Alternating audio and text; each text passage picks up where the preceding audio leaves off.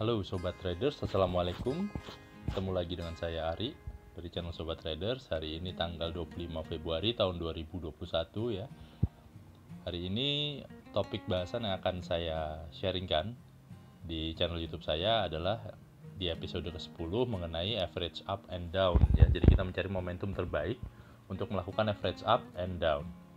Oke, namun sebelum kita masuk ke topik utamanya, saya ingin membahas sedikit mengenai IHSG, bagaimana pergerakannya hari ini, apakah sesuai dengan skenario yang tadi malam sudah saya buat, dan kira-kira untuk besok akan seperti apa. Oke, kita mulai langsung dengan IHSG. Oke teman-teman, kita lihat ya untuk IHSG hari ini closing di 6.289,64 ya, atau naik sebesar 0,62%. Jadi ini sebenarnya hal yang cukup bagus ya. Jadi hari ini IHSG menguat dibandingkan hari kemarin ya. Sebenarnya ini pertanda bagus ya, IHSG sudah berhasil closing meningkat lagi, yang sebelumnya closing di atas 6.252 sekarang bisa closing di atas 6.285 ya. Dan seperti yang saya sudah sampaikan tadi malam, ada dua skenario. Yang pertama adalah yang di panah biru, bahwa IHSG akan sideways di range 6.252 sampai 6.285. Tapi ternyata dia memilih skenario kedua, di mana IHSG di sesi awal langsung terbang untuk retest 6.300 dan tadi sempat menyentuh 6.309, kemudian dia sideways di area 6.285 sampai dengan 6.300. Namun IHSG akhirnya tidak berhasil closing di atas 6.300 ya. Prediksi saya kemarin IHSG bisa closing di atas 6.300 setelah sideways di range 6.285 sampai dengan 6.300. Namun hari ini hanya mampu closing di 6.289. Cuman ini sebenarnya masih pertanda bagus juga karena IHSG berhasil closing lebih tinggi dari hari sebelumnya ya. Cuman ada yang perlu jadi perhatian, bahwa IHSG tadi sesi pertama awal sesi dia langsung lompat naik ke atas. Jadi untuk time frame 1 jam ini terlihat ada gap ya, gap di level harga 6.251 yang tadi tidak tertutup ya oleh IHSG. Nah, akan seperti apa besok pergerakan IHSG? Saya akan coba bikin skenario nya juga. Ini saya hapus terlebih dahulu. Sebentar. Yang ini juga. Oke, untuk IHSG besok ada tetap ada dua skenario. Yang pertama adalah IHSG ya akan naik ke atas ya, langsung kembali meretest 6.300 ya. Akan tetapi dia mantul ke bawah, tidak mampu untuk breakout, dia mantul ke bawah dan dia akan menutup gap. Dia akan menutup gap di 6.251 untuk kemudian kembali naik ya, dan ada kemungkinan posisinya akan sideways di area 6.285 sampai dengan 6.250 ya, akan sideways di area itu ya, dan kemungkinan juga akan closing kembali di atas 6.285. Oke, itu skenario pertama, akan saya beri warna biru ya untuk skenario pertama. Untuk skenario kedua akan seperti apa? Nah, untuk skenario kedua IHSG akan langsung naik ke atas ya, dan dia akan sideways di area di atas 6.300 ya. Di atas 6.300 ya, akan sideways terlebih dahulu dan kemungkinan juga akan close di atas 6.300 ya. Dan ini saya kasih warna merah. Nah, jadi dua skenario itu yang kemungkinan besok akan terjadi. Nah, apabila skenario kedua yang terjadi di panah merah, maka itu menunjukkan bahwa IHSG akan terus melanjutkan kenaikannya ya, dan itu menandakan bahwa IHSG akan terus bergerak naik ke arah 6.400 dan 6.500 dalam waktu mungkin 1 bulan ke depan ya. Namun apabila yang terjadi adalah skenario pertama, di mana IHSG harus menutup gap terlebih dahulu, kemungkinan IHSG masih akan bermain di area di bawah 6.300 ya. Apalagi yang perlu jadi perhatian teman-teman semua, bahwa besok adalah hari Jumat yang biasanya sering dijadikan hari di mana banyak baik itu retail maupun bandar melakukan aksi taking profit. Jadi itu yang harus menjadi perhatian. Ada kemungkinan tidak IHSG untuk closing di bawah hari ini, ada kemungkinan Tetapi kalau melihat volume hari ini juga yang cukup besar dan juga pergerakan candle IHSG yang tadi cukup stabil di area di atas 6.285, ada kemungkinan seharusnya besok IHSG bisa di closing at least sama dengan hari ini atau lebih tinggi sedikit. Ya, tapi tetap prepare apabila IHSG harus koreksi. Oke. Sekarang kita masuk ke topik utama, yaitu mengenai kapan saat yang tepat kita bisa melakukan average up dan average down. Oke, kita mulai topiknya ya, mengenai average up dan average down, momentum terbaik untuk melakukan average up dan average down. Nah, cuman sebelum saya masuk ke contoh chart, biar mempermudah teman-teman, saya akan sharing dulu. Sebelum kita bisa melakukan average up atau average down, kita harus menentukan dulu, ya, kita sedang trading di saham yang kapitalisasi pasarnya seperti apa.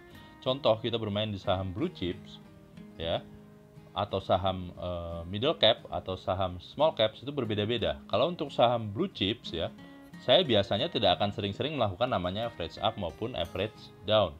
Ya, contohnya adalah saya akan memakai sistem menabung ya kalau di saham blue chips. Maksudnya seperti apa? Misalkan saya punya uang 10 juta ya. Saya punya uang 10 juta, saya ingin membeli saham BBRI misalkan. BBRI, harga saham BBRI misalkan di 5.000 misalkan, harga BBRI di 5.000.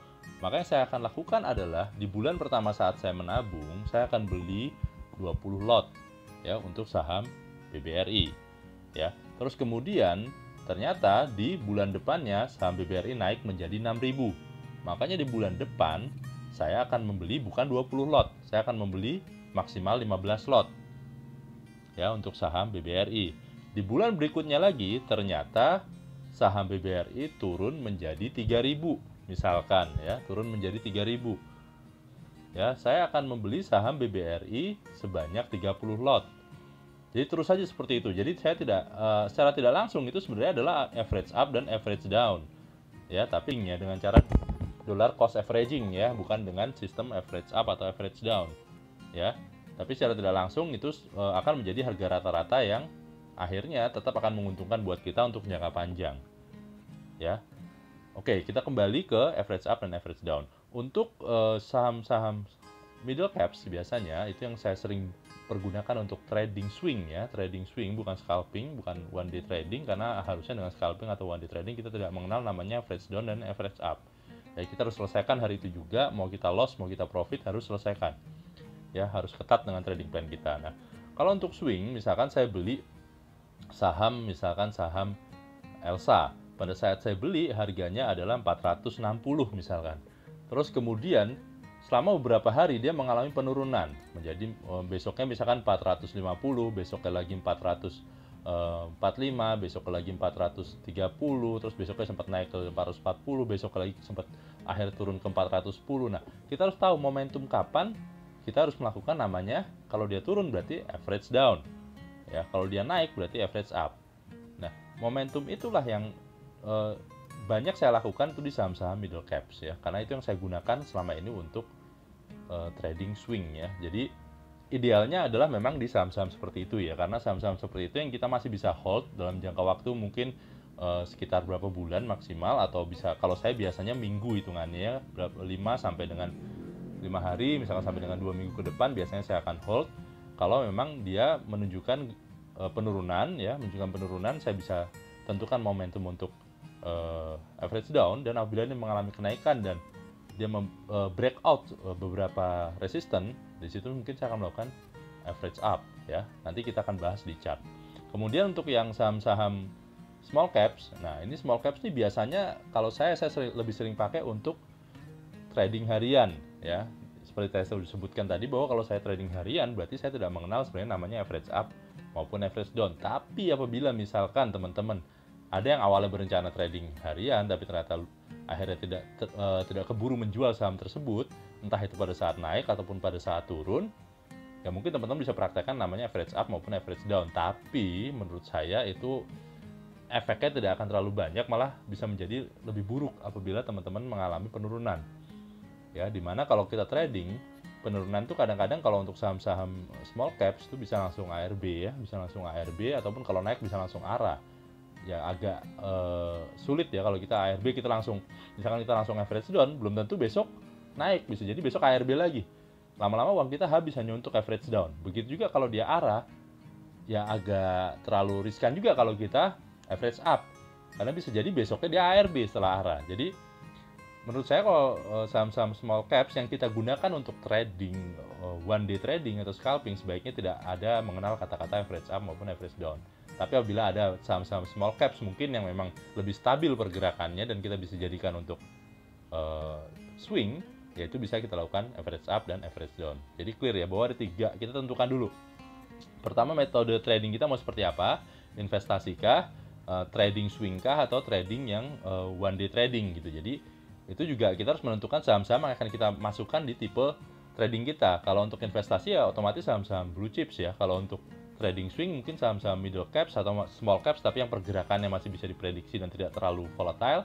Atau yang ketiga yang small caps, itu yang memang seharusnya buat saya tidak mengenal namanya average down maupun average up. Oke, saya langsung menuju ke chartnya ya.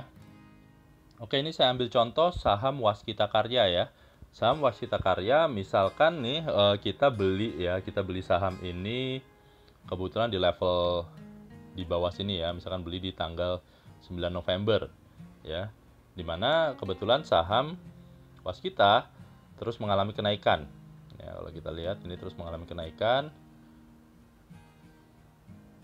sebentar, nah dia terus mengalami kenaikan. Nah, kita harus bisa menentukan nih, kalau saham sedang mengalami kenaikan seperti ini, kita harus bisa menentukan kira-kira kita harus average up di mana gitu ya, di saat level harga mana. Nah, sebelum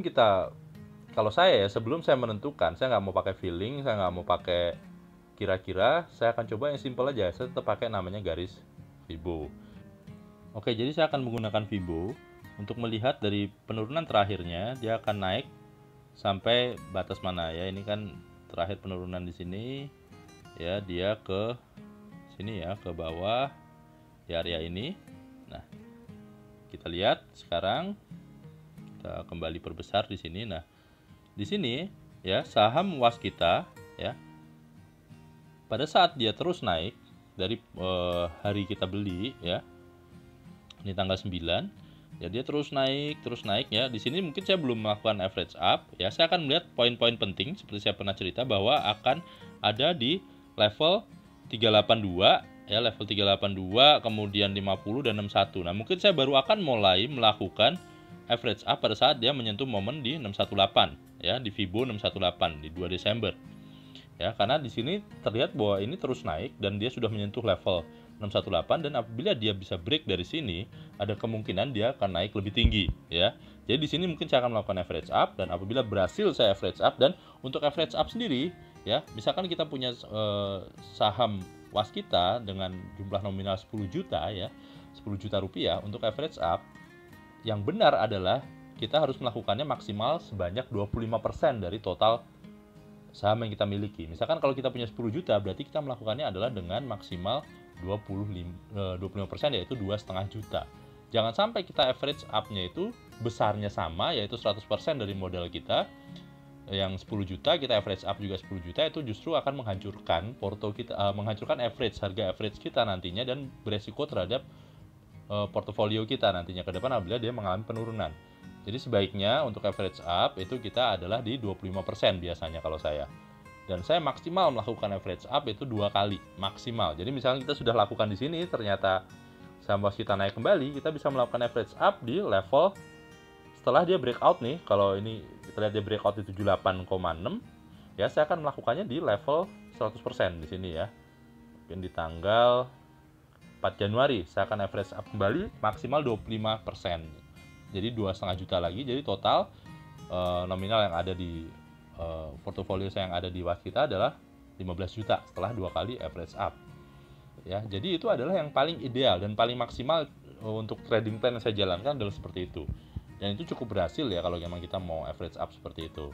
Nah, kemudian untuk average down akan seperti apa? Ini saya akan kasih contoh di chart yang lain. Oke, untuk contoh average down saya akan menggunakan saham ASI ya, Astra International. Jadi misalkan untuk saham Astra International kita pada saat itu beli di saat harga tertingginya di tanggal 14 Januari. Nah, kemudian saham Astra mulai turun. Nah, kita harus mengukur sebelum kita buru-buru melakukan average down ya. sebelum kita melakukan average down di saham Astra, ya kita harus mulai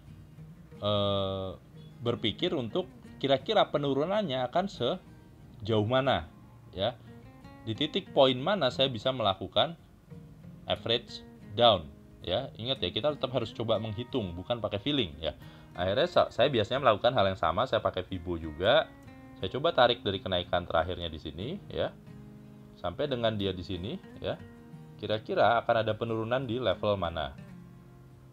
Nah, kalau dilihat di sini ya, nih, dia ada poin penting yang saya bilang tadi di Fibo, yaitu di 382, 50, dan 61, ya. Jadi saya akan melakukan average down apabila pertama dia menyentuh di 382, ya, menyentuh di 382 itu average down pertama saya, yaitu di sekitar di sini ya. Nah, ini nih, di saat dia mulai menyentuh di sini di 1 Februari.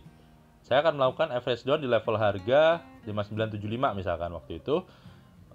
Dan untuk average down sendiri biasanya, misalkan tadi kita punya portofolio nominalnya adalah 10 juta, untuk average down biasanya saya bisa langsung 100% atau 50% dulu, ya. Jadi lebih besar dibandingin average up. Kalau average up tadi adalah 25% maksimal, justru kalau ini minimal adalah 50%. Kita melakukan average down.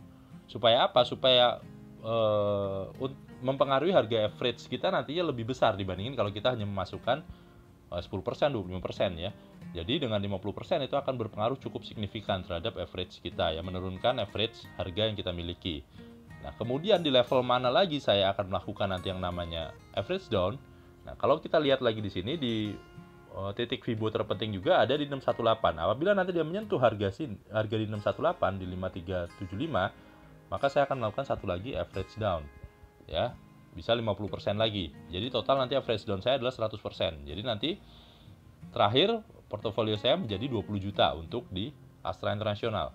Itu yang saya lakukan. Jadi pertama kita harus tahu dulu titik-titik mana kita bisa melakukan average down, dan apabila average down pertama kita sudah lakukan ternyata sahamnya masih akan turun kembali, ya kita bisa prediksi bahwa kita bisa melakukan average down kembali di 618, ya. Dan kalau ternyata di situ ada penurunan kembali, yang biasanya jarang, ya, biasanya jarang, kecuali memang itu super downtrend, biasanya jarang, biasanya setelah menyentuh 618 atau maksimal menyentuh 786, apalagi kalau kita di saham Astra ini kita bisa lihat bahwa di sini ada MA200, ya, ada MA200, ya, kemudian nih MA50 ada di sini.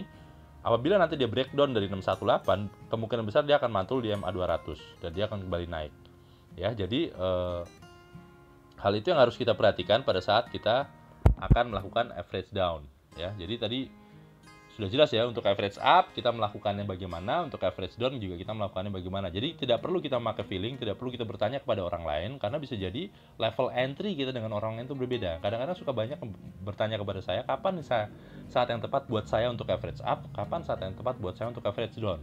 Saya sulit menjawabnya, kenapa? Karena bisa jadi mungkin saya juga punya saham itu, tapi saya dapatnya di harga yang lebih murah dibandingkan mereka, atau juga sebaliknya, saya di harga lebih mahal dibandingkan mereka. Otomatis average down saya bisa jadi akan berbeda dengan mereka, ya. Seperti itu ya, walaupun tetap harus dilakukan analisa, ya. Kita nggak bisa pakai feeling atau perkiraan-perkiraan yang ada nanti uang kita akan habis sebelum momentum dia mantul ke atas nantinya. Lebih bagus kita tuh average down mendekati area di mana dia kemungkinan akan mantul ke atas. Misalkan contoh seperti di Astra ini, kalau memang kita belum yakin di sini, kita mau sekalian aja nih, kayak ini bakal turun lagi nih, mentok di 618 misalkan, atau di MA 200-nya.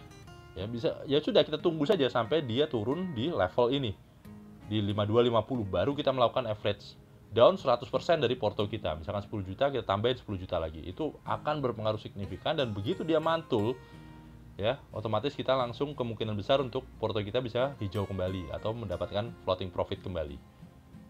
Oke, jadi itu aja teman-teman untuk yang topik hari ini mengenai average up dan average down. Kita cari momentum tepatnya, dan kita juga harus menentukan tipe trading dulu. Tadi awalnya menentukan tipe trading, kemudian saham mana yang mau kita beli, baru kita tentukan kita mau average up atau average down setelah kita beli saham tersebut. Ya, kalau dia terus naik berarti kita harus tentukan average up. Average up-nya maksimal 25%, ya, maksimal 20% sampai dengan 50% dari total porto kita, dan kalau bisa bertahap. Untuk average down juga sama, ya, minimal 50%, ya, maksimal sebenarnya terserah, bisa sampai 200% juga boleh kalau yakin, ya. Dan kalau saya biasanya untuk average down, saya menunggu sampai benar-benar titik terendahnya ada di mana, dan kemungkinan dia membentuk swing low, dan kemungkinan dia mantul ke atas ya. Di momen-momen itu saya akan melakukan average down. Ya, jadi efeknya akan cukup besar ya, signifikan di harga average saya secara total. Oke, jadi itu saja untuk hari ini. Terima kasih sudah meluangkan waktu menonton video saya. Mohon bantuannya untuk support dengan cara subscribe, like, komen, dan share bila teman-teman berkenan. Ya, sampai bertemu dengan video saya selanjutnya.